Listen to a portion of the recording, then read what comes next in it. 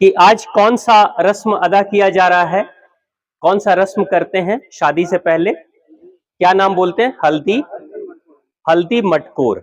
ठीक है, ये क्यों किया जाता है, इसके करने की जरूरत क्या है? मान लो हल्दी लगा दिया और माटी कोड़ दिया, हाँ, तो इससे होगा क्या, है ना? आखिर ये क्यों करते हैं, इसके करने के पीछे कारण क्या है? इस धरती पर जो कुछ भी बना है, जो कुछ भी, यानी आपकी आंखों से जो चीजें दिख रही हैं, जिसको आप छू सकते हो, जिसमें कुछ वजन है, जिसमें कोई आकार है, वो सारी चीजें स्थूल हैं, भौतिक हैं, साकार हैं। या इंसान का शरीर हो, या पेड़ पौधे हो, या जीव जंतु हो, या ये मिट्टी हो, या कोई भी वनस्पति हो, ये सारे के सारे भौतिक हैं और सबने स्थूल रूप धारण किया है। हमारे सनातन धर्म में कहते हैं शक्ति दो प्रकार की है, भगवान की भी पूजा दो प्रकार से होती है। एक निराकार भगवान को हम मानते हैं और दूसरे साकार भगवान को भी हम मानते हैं। दोनों की पूजा हम करते हैं। मंदिरों में हम साकार भगवान की पूजा करते हैं मूर्ति के रूप में, जो मूर्त रूप है। लेकिन हम बहुत गहरे ध्यान में जब जाते हैं तो हम निराकार की उपासना करते हैं। वहां मूर्त रूप में कुछ भी नहीं है, लेकिन निराकार है, और हमारे निराकार भाव उस निराकार परमात्मा से जुड़ते हैं और उसके परम आनंद को एक भक्त भी महसूस करता है, वो भी उस आनंद के दिशा में कुछ आगे की तरफ बढ़ता है। यही होता है। ये दो रास्ते हैं, या तो आप साकार के रास्ते से चलो या आप निराकार के रास्ते से चलो, आप धर्म के मार्ग पे चल सकते हो। तो धर्म के मार्ग पे चलने का ये रास्ता है। मैं आपको बताऊं कि कितना गहरा ये सनातन विज्ञान है। इस गहराई को जब इंसान नहीं समझता है तो उसे ये अंधविश्वास का चोला पहना देता है, अंधविश्वास का लेबल लगा देता है। हल्दी और मटकोर क्यों? जब निराकार ईश्वर साकार रूप धारण करता है तो 5 स्तरों से वो साकार रूप धारण करता है। यानी निराकार भगवान साकार रूप 5 तरीके से धारण करते हैं। पहला तरीका क्या है? आकाश। आकाश से पहला है आकाश। इस जगत में, इस दुनिया में जो कुछ भी प्रकट हो रहा है वो सब कुछ आकाश से प्रकट हो रहा है। चाहे वो ग्रह नक्षत्र हो, चाहे वनस्पति हो, चाहे जीव जंतु हो, कुछ भी हो, आकाश से आ रहे हैं। लेकिन आ कैसे रहे हैं? पहला चरण है आकाश। आकाश के बाद जो दूसरा चरण है, यानी कि निराकार साकार रूप धारण करता है, आकाश से वायु प्रकट होती है। पहला चरण आकाश, दूसरा चरण वायु, और वायु के बाद जो तीसरा चरण है वो तीसरा चरण अग्नि, यानी वायु से ही अग्नि प्रकट होती है। और अग्नि के बाद यानी चौथा चरण अग्नि से जल प्रकट होता है, यानी अग्नि से जल प्रकट होता है। और जल के बाद जो 5वां चरण, अंतिम चरण है, जल के बाद पृथ्वी प्रकट होती है, यानी मिट्टी, भौतिक।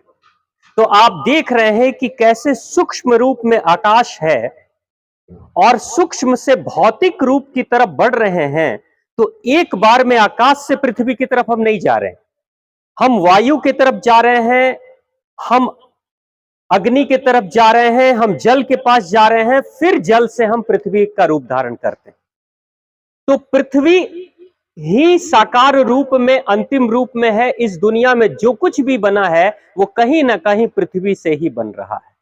चाहे वो हमारा शरीर हो, चाहे कल कारखाने हो, चाहे ये पेड़ पौधे हो, वनस्पति हो, चाहे कोई भी जीव जंतु है, सभी के सब पृथ्वी से ही बन रहे हैं। ठीक है? आज के इस रात्रि में जो आयोजन किया जा रहा है मटकोर का, वो उसकी जरूरत क्यों है? वर या वधू दोनों ही, दोनों पक्ष में ये रस्म अदा किया जाता है। दोनों पक्ष में ये रस्म होता है ना, लड़की वाले भी करते हैं, लड़के वाले भी करते हैं। क्या करते हैं? कुदाल लेकर जाते हैं, मिट्टी खोदते हैं, मिट्टी खोदते हैं और मिट्टी खोदने के साथ उस मिट्टी की पूजा भी की जाती है। उस मिट्टी की पूजा करते हैं, मिट्टी की पूजा करते हैं, उस कुदाल की भी पूजा करते हैं जिसने मिट्टी को खोदा, और उसके बाद उस मिट्टी को लाते हैं, घर में लेकर आते हैं। ऐसे ही होता है ना, मिट्टी को घर में लेकर आते हैं और उसी मिट्टी के ऊपर कलश की स्थापना की जाती है और पूजा उसी की होती है। ऐसा ही होता है। आप सोचिए भारत के सनातन धर्मी हिंदू क्या करते हैं और हमारे ऋषि मुनियों ने क्या बतलाया। वो क्या कहते हैं कि एक लड़का यानी एक वर जिसके पास शरीर है, शरीर किसका बना? मिट्टी का बना। ये शरीर जब नहीं रहेगा तो मिट्टी में सब कुछ मिल जाएगा। तो एक वर का जो शरीर है वो मिट्टी का बना और एक वधू का शरीर किसका बना? मिट्टी का बना। दोनों का जो तन है, दोनों की जो देह है वो मिट्टी की बनी हुई है। अब ये दो मिट्टी के शरीर वाले लोग आपस में मिलेंगे विवाह के बाद, किस लिए? एक वर और वधू आपस में विवाह करते हैं, जब मिलन होता है और विवाह के बाद क्या करते हैं? धीरे से नया सृजन और नई उत्पत्ति होती है। और ये उत्पत्ति ऐसी होती है कि वहीं से सारी परंपराओं की शुरुआत होती है। चाहे हम सभी जन्म लिए, चाहे हमारे पूर्वज जन्म लिए, इसी प्रक्रिया से जन्म लिए, यानी मिट्टी का ही मिलन हो रहा है।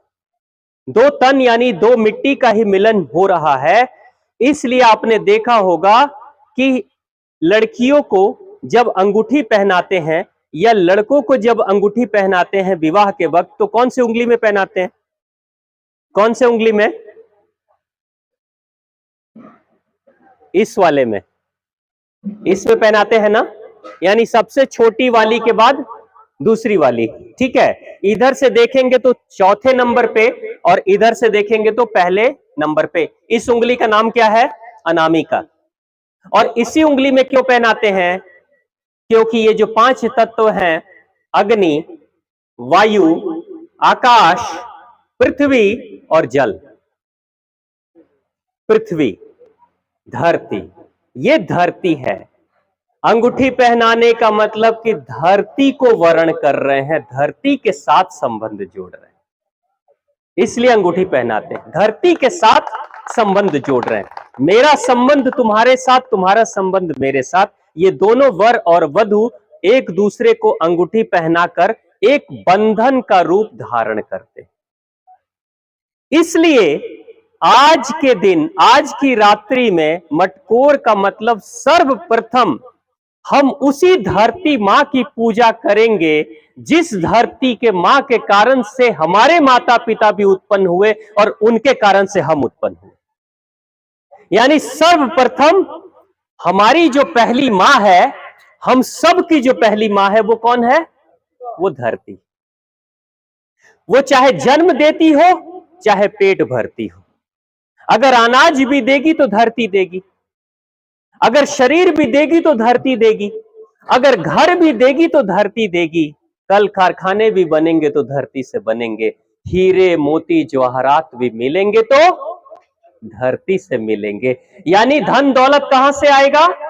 धरती से। अन्न कहां से आएगा? जन्म कहां से होगा? वनस्पति कहां से मिलेंगे? और रहने के लिए ठिकाना कहां से मिलेगा? धरती से। तो धरती ही सर्वप्रथम हमारी मां है, तो इसलिए उसी मां की पूजा हम सबसे पहले करते हैं। मिट्टी कोड़ते हैं, मिट्टी की पूजा करते हैं। और वो जो कुदाल है, वो कुदाल कौन है? वो एक किसान की तरह है जो नया सृजन करेगा, इसलिए उस किसान की भी पूजा करते हैं, उस कुदाल की भी पूजा करते हैं और वहीं से मिट्टी को लेकर उसकी पूजा करते हैं। अब जरा आप सोचिए, पाश्चात्य देश के लोग और जो वेस्टर्न कंट्रीज से बहुत ज्यादा प्रभावित लोग हैं भारत के युवा, वो क्या कहते हैं? भारत के लोग अंधविश्वासी। और आपको पता है दुनिया के बड़े देश जो पश्चिम देश हैं वो क्या करते हैं? अर्थ डे मनाते हैं। क्या मनाते हैं? सुना है आपने? अर्थ डे, पृथ्वी का दिन।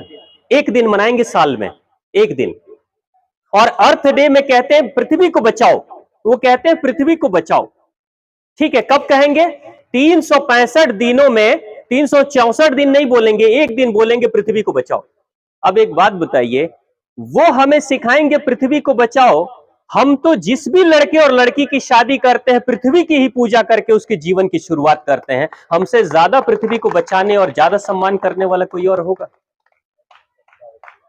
पृथ्वी को बचाना, आप जिसको बचाना चाहते हो उसके लिए आपके हृदय में प्रेम आ जाए, उसके लिए आपके हृदय में सम्मान आ जाए, तो फिर क्या आपको बचाने की जरूरत पड़ेगी?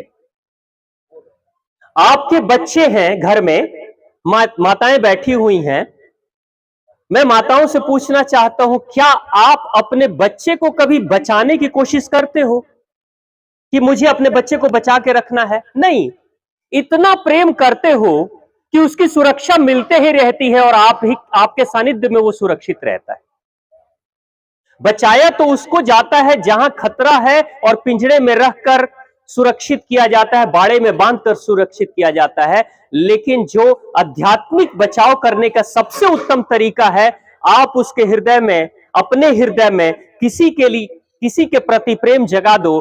प्रेम में इतनी शक्ति होती है कि बड़े से बड़े आपदा से इंसान को या वनस्पति को, जीव जंतु को या पृथ्वी को बचा सकता है। प्रेम में इतनी शक्ति होती है। आज की दुनिया में प्रेम जब घट रहा है, जहां कहीं भी आप याद रखना, अगर दो व्यक्ति के रिश्तों में अगर कोई एक व्यक्ति कहता है कि आपका कर्तव्य क्या है, आपका फर्ज क्या है, आपकी जिम्मेदारियां अगर कोई याद दिला रहा है रिश्तों में, इसका मतलब एक है कि आप दोनों के बीच में प्रेम कम हो गया। जिस दिन प्रेम कम हो जाता है उसी दिन कर्तव्य, फर्ज और जिम्मेदारियों की बातें याद दिलानी पड़ती है। और जहां प्रेम होता है वहां कुछ याद दिलाने की बात नहीं होती, अकेला प्रेम ही सारे रिश्ते निभा देता है। यानी सनातन धर्म क्या कह रहा है? सनातन धर्म कहता है कि इस धरती से प्रेम करो। क्यों? क्योंकि उसी के कारण से तुम हो। वो नहीं होगी, धरती नहीं होगी तो तुम नहीं होगे, तुम्हारा अस्तित्व नहीं होगा। तुम्हारे पास धन दौलत है तो पृथ्वी से हीरे मोती ज्वारात सब कुछ आ रहे हैं, वहीं से आ रहे हैं ना। तो इसी को सम्मान में रखते हुए, इसी को ध्यान में रखते हुए हम जिसकी पूजा करेंगे उसके प्रति दुश्मनी के भाव कैसे रखेंगे? रख सकते हैं क्या? अगर धरती की पूजा हम कर रहे हैं तो धरती की पूजा अगर हमने की है और धरती को हमने माना है, तो हम उसकी क्षति के लिए कार्य नहीं करेंगे, क्योंकि वो मेरी मां है। दूसरा जो रस्म हो रहा है आज की रात्रि में, हल्दी लगाना। हल्दी क्यों लगाते हैं? हल्दी लगाने का मतलब होता है, उपटन भी लगाया जाता है ना बाबूजी। हल्दी एंटी बैक्टीरियल है, एंटी फंगल है, यानी कि कोई बैक्टीरिया, कोई विषाणु, कोई कीटाणु, वो औषधि है। हल्दी एक ऐसी औषधि है।